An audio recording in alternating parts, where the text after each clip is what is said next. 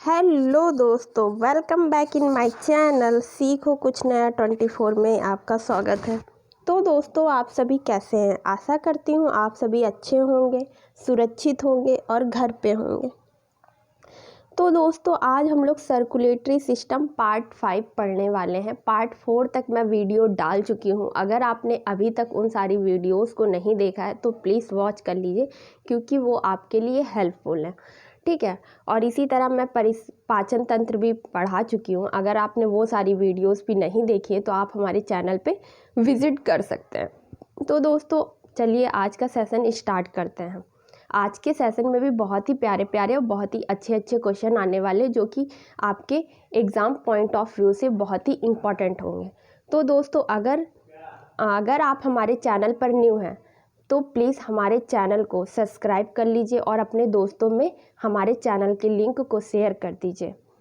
तो दोस्तों, चलिए आइए स्टार्ट करते हैं आज का सेशन। देखिए, कल हम लोग ने 52 क्वेश्चन शायद कंप्लीट कर लिया था, तो आज 53 क्वेश्चन नंबर देखते हैं। तो चलिए पढ़ते हैं। क्वेश्चन हमारा 53 स्क्रीन पे आ चुका है। देखिए, क्वेश्चन है हमारा, रक्त के AB वर्ग वाला व्यक्ति ऐसे व्यक्ति को रक्तदान कर सकता है जिसके रक्त का वर्ग हो। ठीक है। क्वेश्चन ये है कि जिसका AB ब्लड ग्रुप है वो किस ब्लड ग्रुप वाले व्यक्ति को अपना रक्त दे सकता है। ठीक है। तो ऑप्शन है हमारा A, B, O या AB। तो ऑलवेज याद रखिएगा, जिसका ब्लड ग्रुप A है वो किसको दे सकता है, तो AB वाले को दे सकता है। तो ऑप्शन D इज़ राइट। ठीक है, याद रखिएगा। देखिए, मैं आपको कुछ चीज़ें बता देती हूँ। ठीक है, तो याद रखिएगा, आपको मैं बता देती हूँ। देखिए, यहीं पर डिस्कस कर लेते हैं एक चीज़ एक्स्ट्रा। देखिए, कल हम लोग ने ये पढ़ा था कि जैसे कि फादर का A है, मदर का AB है, या फिर ऐसे करके, तो बच्चे का क्या होगा।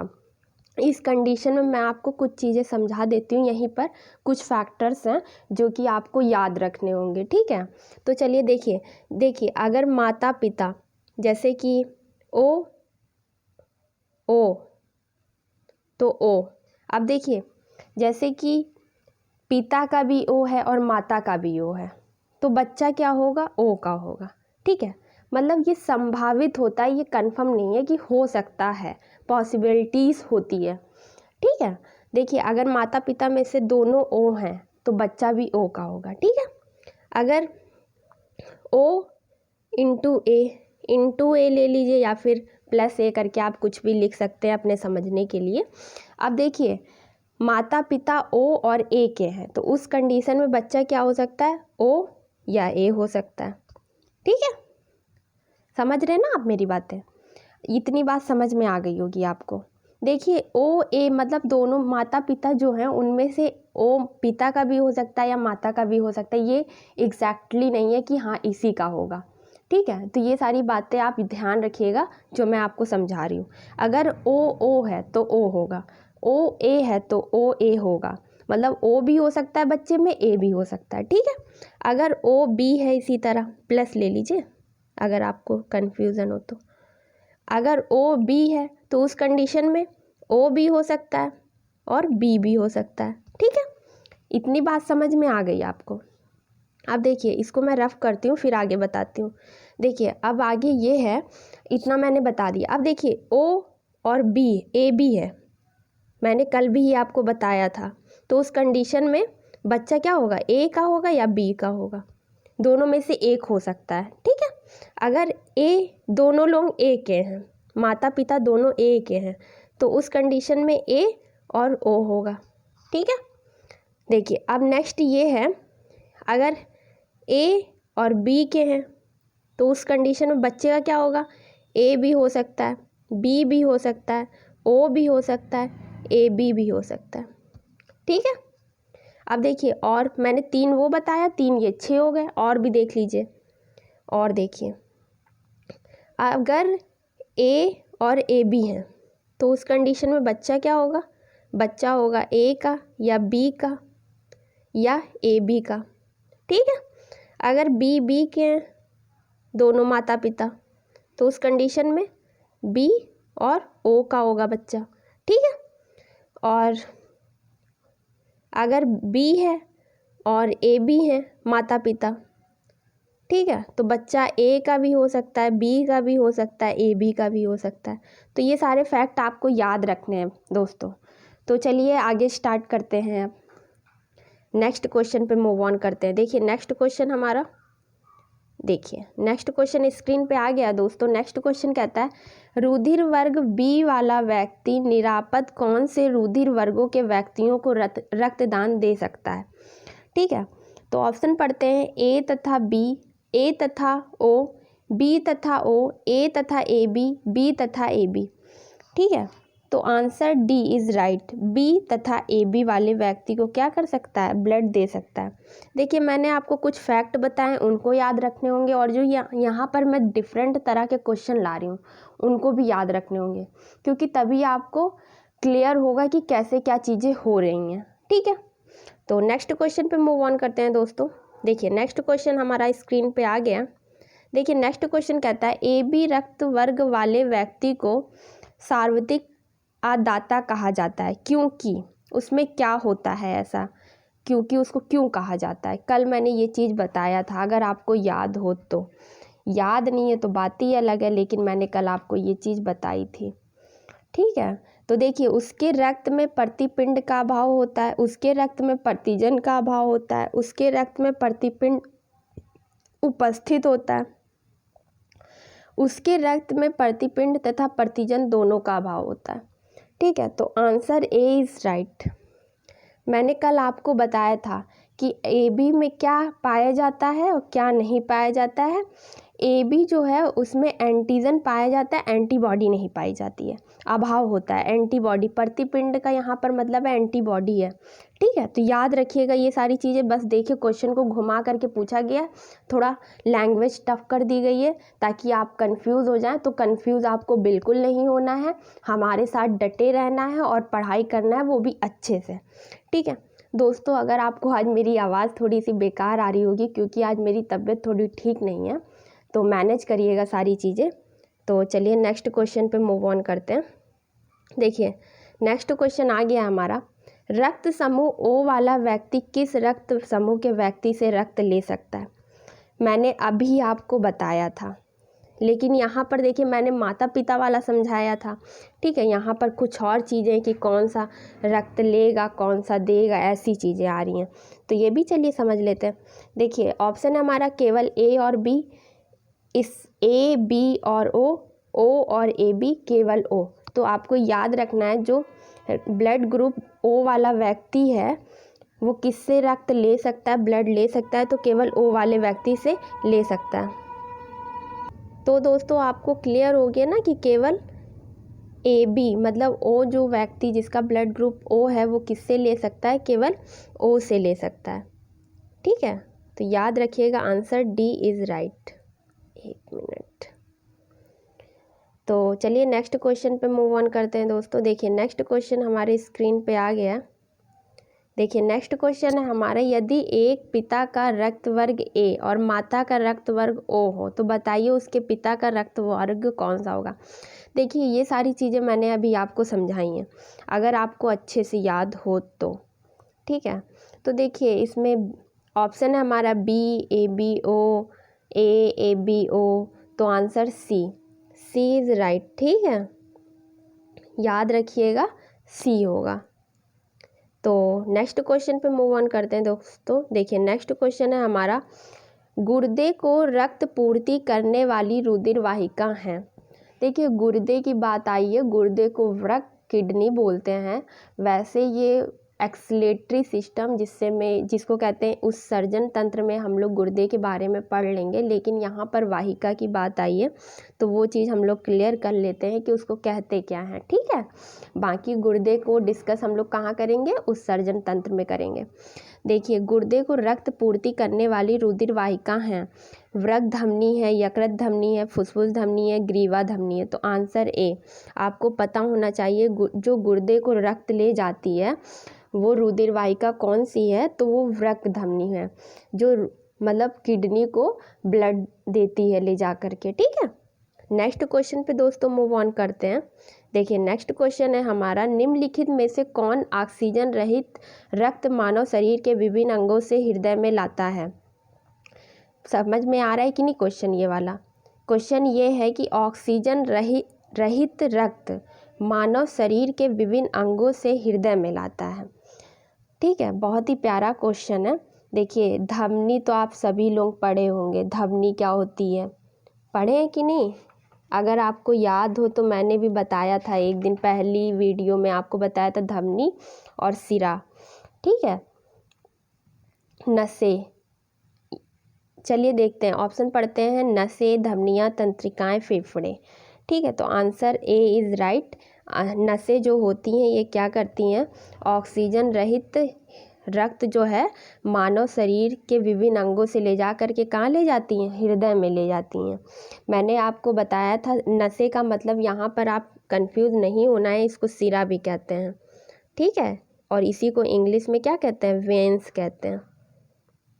तो याद रखिएगा ये सारी चीज़ें, सिरा को ही नसें कहते हैं। अब देखिए सिरा क्या कार्य करती है, विभिन्न अंगों से रक्त ले जाती है और हृदय को दे देती है। धमनी क्या करती है, आर्टरीज क्या करती है, रुधिर को हृदय से विभिन्न अंगों में पहुंचाती है। तो याद रखिएगा ये दोनों चीज़ें, क्योंकि पूछी जाती हैं।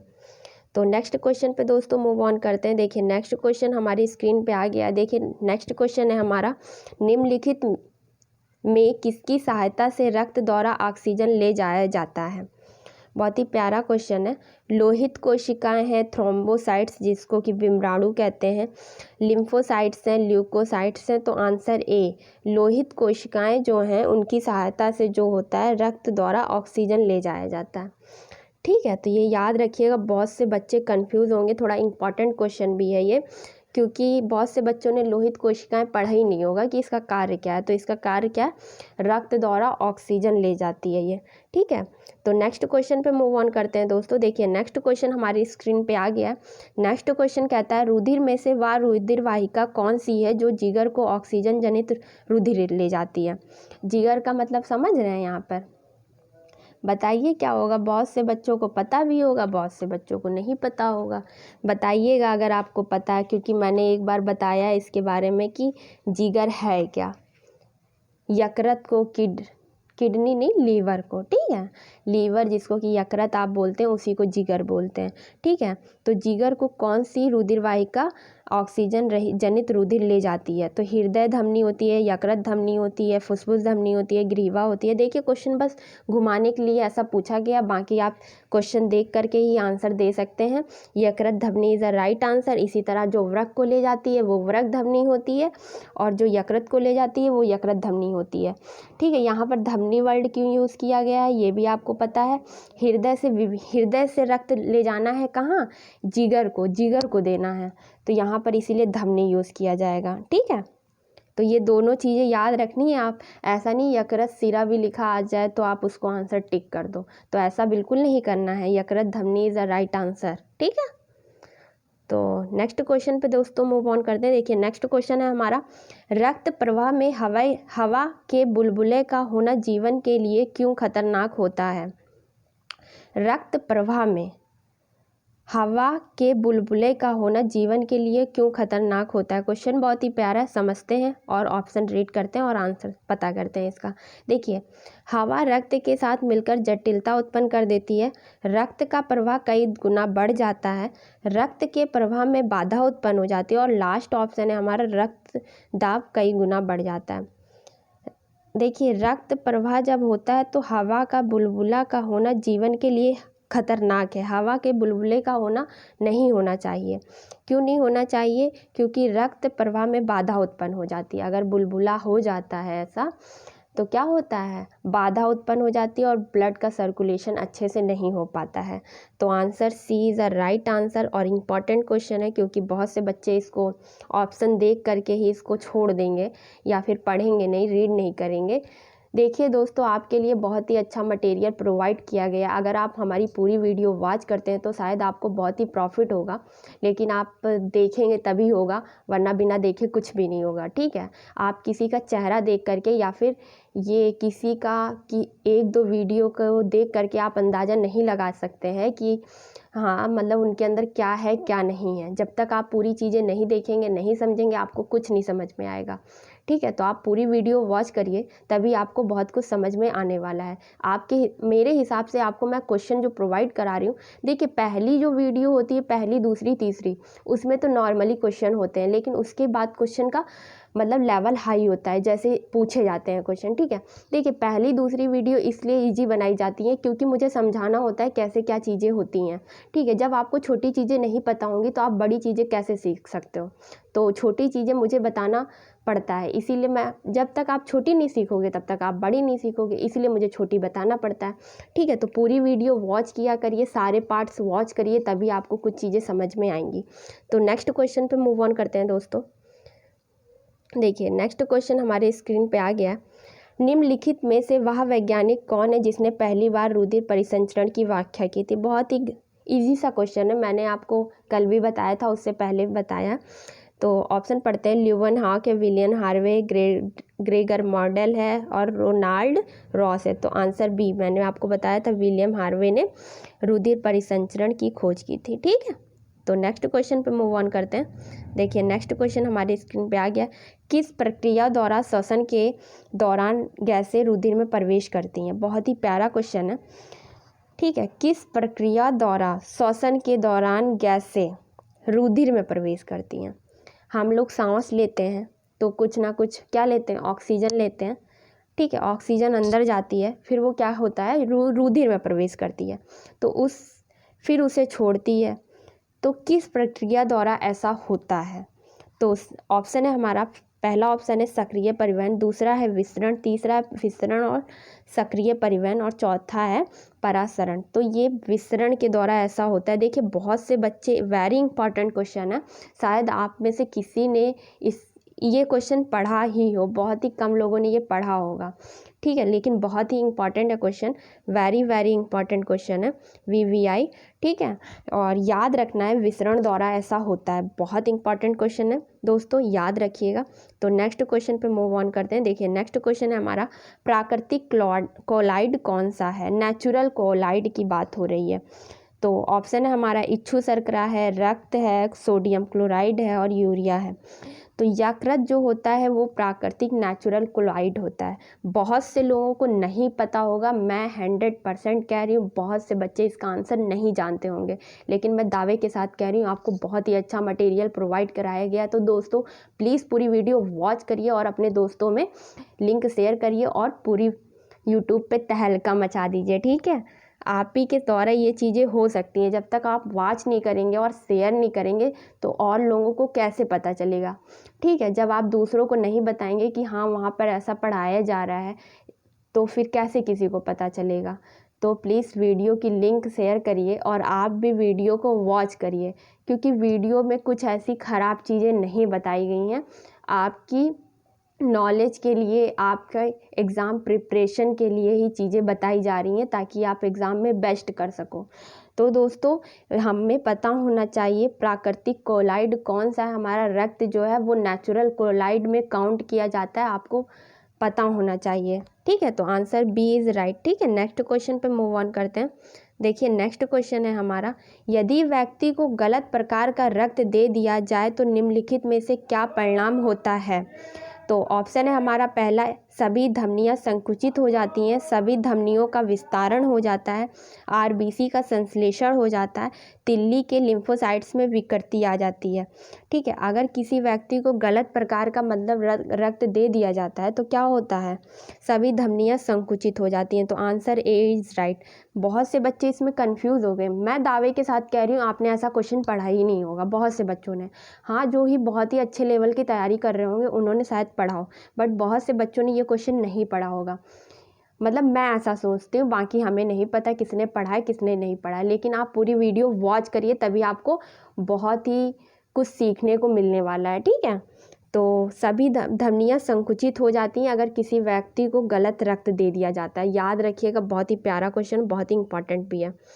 तो नेक्स्ट क्वेश्चन है हमारा, देखिए, मानव शरीर में रक्त की अपर्याप्त आपूर्ति को कहते हैं। देखिए बहुत ही प्यारा क्वेश्चन है, इस्कीमिया, हाइपरीमिया, हीमोस्टैसिस और हेमोरेज। ठीक है, बहुत से बच्चों ने ऑप्शन ही पहली बार सुने होंगे।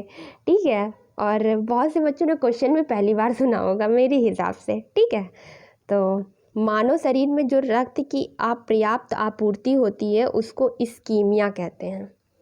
ठीक है, याद रखिएगा, वेरी वेरी इंपॉर्टेंट क्वेश्चन है, वीवीआई इंपॉर्टेंट क्वेश्चन है दोस्तों। ठीक है, तो वीवीआई है, अपर्याप्त आपूर्ति को कहते हैं इस्कीमिया। ठीक है, नेक्स्ट क्वेश्चन पे मूव ऑन करते हैं दोस्तों। देखिए नेक्स्ट क्वेश्चन हमारा आ गया है, यदि किसी व्यक्ति की रुधिर वाहिकाओं की त्रिज्या कम हो जाए तो उसका रक्तदाब बढ़ेगा घटेगा? उतना ही रहेगा। पुरुषों में बढ़ेगी और महिलाओं में घटेगी। तो क्या होता है, यदि किसी व्यक्ति की रुधिर वाहिकाओं की त्रिज्या कम हो जाती है तो उसका रक्तदाब क्या होता है? मतलब जो रुधिर वाहिकाओं की त्रिज्या की बात हो रही है कम हो जाए, इसका मतलब आपको समझ में आ रहा है? अगर नहीं समझ में आ रहा है तो कोई बात नहीं है, मैं समझाती हूँ। देखिए, रुधिर वाहिका एक नली ही होगी। ठीक है, अगर नली का साइज, त्रिज्या का मतलब समझ रहे हैं, उसका साइज कम हो जाए तो क्या होगा? सॉरी कम हो जाए तो क्या होगा? तो आपको पता होना चाहिए, उसका बीपी जो है वो बढ़ जाएगा।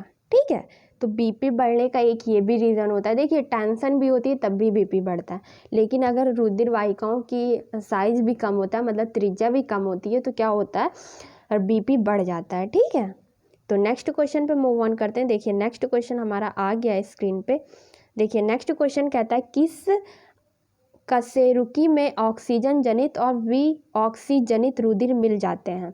मत्स्य, उभयचर, पक्षी, स्तनपायी। ठीक है, किस कशेरुकी में ऑक्सीजन जनित और विऑक्सीजन जनित रुधिर मिल जाते हैं? मतलब ऑक्सीजन भी होगा, ऑक्सीजन नहीं भी होगा, वैसे रुधिर मिल जाते हैं। किस कशेरुकी में? तो मत्स्य में। ठीक है, मत्स्य का मतलब मछली वर्ग है। उभयचर जो जल और थल दोनों में पाए जाते हो, है ना। पक्षी और स्तनपायी है, तो उभयचर होता है जिनमें ऐसा होता है। इम्पॉर्टेंट क्वेश्चन है, काफ़ी ज़्यादा इम्पॉर्टेंट है। उभयचर है जिसमें ऐसा होता है। ठीक है, तो नेक्स्ट क्वेश्चन पे मूव ऑन करते हैं। देखिए नेक्स्ट क्वेश्चन है हमारा, निम्नलिखित में से किसका सहसंबंध रक्तचाप से है? यकृत, वर्षण, अग्नाशय और अधिवृक्क। मतलब रक्तचाप से है। ठीक है, मतलब ब्लड प्रेशर से। यकृत, वर्षण, अग्नाशय और अधिवृक्क। तो D is a right answer. अधिवृक्क है, अधिवृक्क एक ग्रंथि है जिसका संबंध किससे होता है? बीपी से होता है। ठीक है, और ग्रंथि में हम आपको डिस्कस करेंगे कि अधिवृक्क क्या है क्या नहीं है। ठीक है, तो नेक्स्ट क्वेश्चन पे मूव ऑन करते हैं दोस्तों। देखिए नेक्स्ट क्वेश्चन हमारा स्क्रीन पे आ गया, बीपी का नियंत्रण कौन करता है? अधिवृक्क, एड्रिनल ग्रंथि, अब थायराइड ग्रंथि, थाइमस और पीत पिंड। ठीक है, तो आंसर ए इज राइट। ठीक है, मैंने आपको क्या बताया था? अधिवृक्क एक ग्रंथि है, मैंने आपको बताया था ये क्या करती है? बीपी को नियंत्रण करती है। तो अधिवृक्क का किससे संबंध है? बीपी से है। तो आपको पता चल गया बीपी से संबंध है इसका। ठीक है, तो इसको एड्रिनल भी बोलते हैं, ये अधिवृक्क को। ठीक है, तो याद रखिएगा। नेक्स्ट क्वेश्चन पे मूव ऑन करते हैं दोस्तों। देखिए नेक्स्ट क्वेश्चन है हमारा, कणिकाओं के बिना रक्त के तरल अंश को कहते हैं? कणिकाओं के बिना रक्त के तरल अंश को क्या कहते हैं? ऊतक, प्लाज्मा, सीरम, लसिका। तो प्लाज्मा कहते हैं। ठीक है, तरल अंश को क्या कहते हैं? क्योंकि मैंने आपको बताया था प्लाज्मा का परसेंटेज, वाटर का परसेंटेज और रुद्राणु का परसेंटेज, सबका परसेंटेज मैंने बताया। और मैंने ये भी बताया, प्लाज्मा के भी बारे में डिस्कस किया है। तो मैं आपको बता दूं, कणिकाओं के बिना रक्त के तरल अंश को प्लाज्मा कहते हैं। Answer B is right. ठीक है, नेक्स्ट क्वेश्चन पे मूव ऑन करते हैं दोस्तों। देखिए नेक्स्ट क्वेश्चन हमारा स्क्रीन पे आ गया है, अरक्तता किसकी कमी के कारण होता है? Riboflavin, thiamine, folic acid, niacin. ठीक है, तो फॉलिक एसिड है, उसकी कमी से अरक्तता हो जाती है। ठीक है, तो याद रखिएगा, इंपॉर्टेंट है। Answer C is right. ठीक है, फॉलिक एसिड की अगर कमी होती है तो अरक्तता हो जाती है। नेक्स्ट क्वेश्चन पे मूव ऑन करते हैं दोस्तों। देखिए नेक्स्ट क्वेश्चन है हमारा, निम्नलिखित में से वर्णक प्रोटीन को क्रोमोप्रोटीन कौन सा है? म्यूसिन है। हेलो दोस्तों, सॉरी वॉइस आपको ट्रेन की आवाज़ सुनाई पड़ रही होगी। तो मतलब मैं रेलवे ट्रैक के पास ही रहती हूँ, तो इसलिए ऐसा होता है, ट्रेन जाती है तो आवाज़ आती है। ठीक है, तो ज़्यादा नहीं सोचना है, पढ़ना है। ठीक है, तो आपको मेरी आवाज़ क्लियर आ रही होगी। तो इसमें क्वेश्चन ये हमारा वर्णक प्रोटीन क्रोमो प्रोटीन कौन सा है? म्यूसिन है, हीमोग्लोबिन है, पेप्टोन है, विटेलिन है। तो आंसर बी हीमोग्लोबिन जो होता है ये वर्णक प्रोटीन क्रोमो प्रोटीन कहलाता है। ठीक है, बहुत से बच्चों को नहीं पता होगा, मैं दावे के साथ कह रही हूँ, लेकिन बहुत ही इंपॉर्टेंट क्वेश्चन है ये, तो याद रखिएगा। नेक्स्ट क्वेश्चन पे मूव ऑन करते हैं। देखिए नेक्स्ट क्वेश्चन है हमारा रुधिर लसिका हीमोलिम्फ इन में देखी जाती है, किस में देखी जाती है? सूल, चर्मी में, एस्कारिस में, एनेलिंड में, संघीपाद में। तो संघीपाद आर्थ्रोपोडा को कहते हैं, यहाँ पर आ की मात्रा होगी। ठीक है, तो आर्थ्रोपोडा में क्या देखी जाती है? लसिका हीमोलिम्फ देखी जाती है। तो याद रखिएगा किस में देखी जाती है? आर्थ्रोपोडा संघीपाद में देखी जाती है।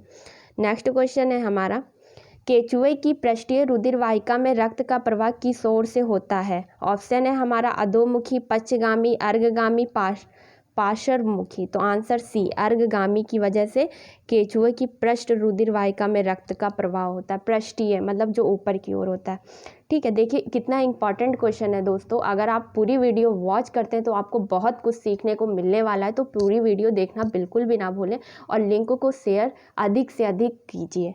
ठीक है, नेक्स्ट क्वेश्चन पे मूव ऑन करते हैं दोस्तों। देखिए नेक्स्ट क्वेश्चन है हमारा स्टार फिश के परिसंचरण तंत्र को क्या कहा जाता है? देखिए कितना प्यारा क्वेश्चन है, बहुत ही इंपॉर्टेंट भी है।